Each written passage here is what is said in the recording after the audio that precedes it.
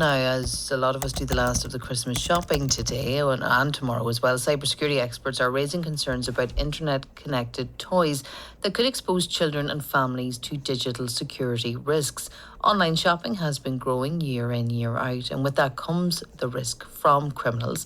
Let's talk to Professor of Cybersecurity at Ulster University, Kevin Curran's here. Morning, Kevin. Good morning, Elaine. Thanks so much for joining us. What should we be looking out for? What should we be wary of maybe this Christmas? Yes, well, if a gadget can connect to Wi-Fi, it can be hacked. Although Wi-Fi, of course, only works within 50 meters. So if you trust your neighbors, perhaps that's not the worry. But more the worry is when you bring these devices onto the internet, whether they're a connected teddy bear, a Ring doorbell, or a webcam of some sort for monitoring, you've got to worry about a lot of these come with default passwords. So the first thing you should do is never just use the default password, which is on the label or on the device. Change that, because then that will prevent any, someone using just because there is sites out there where we go to and we find default passwords for routers and everything else. They're just listed. And exactly. And any device connected to the internet is listed on a site called Shodan.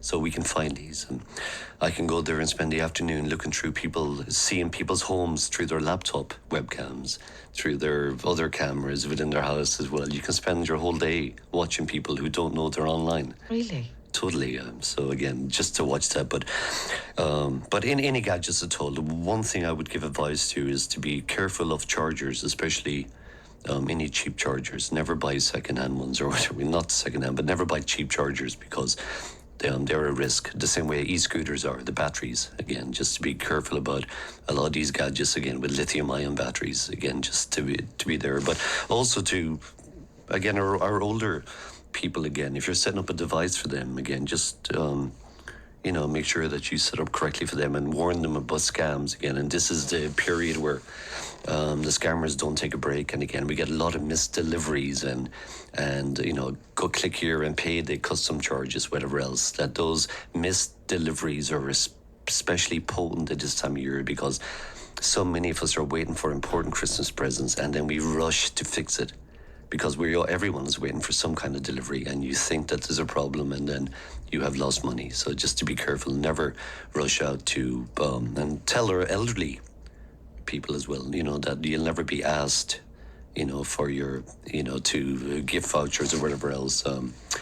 Again, that generally to watch out for the missed parcel messages, again, that they're very potent. It's a big one, isn't it?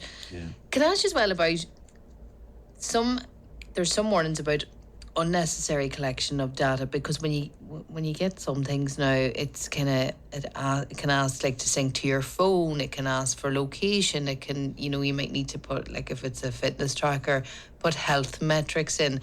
How careful do we need to be around all that, Kevin? Yes, you might have a Torch app, for instance, and you wonder, well, why is that asking for location?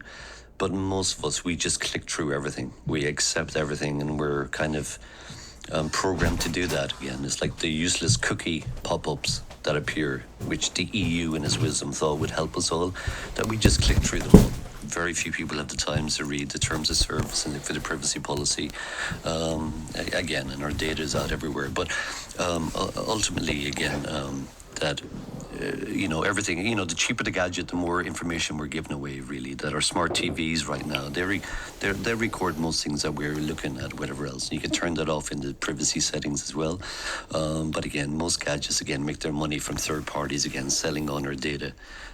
Again, so ultimately, you've just got to assume that everything you're doing really is being sold on, again, whether you have particular profiles set up which try to anonymize you, but that can require a little bit of premeditation, again, and being aware of which location gadgets you're logging on as, again. But again, hopefully, you're using well-known brands that are out there that are under regulations, again. Okay, and just finally and very briefly, heading into the new year, are we going to see continued rise of AI, or what should we be looking out for in 2026? AI is going to just continue what it's doing in this meteoric rise. I've never seen anything like it.